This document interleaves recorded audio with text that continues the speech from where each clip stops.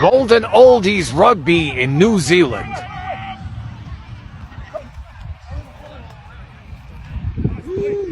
Hey, funsies no hotel no haran. He whawhai mo te whawhai tonu atu.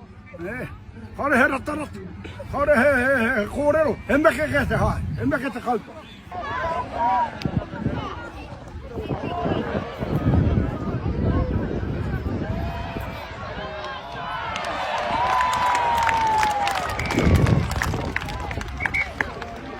Whakapipi.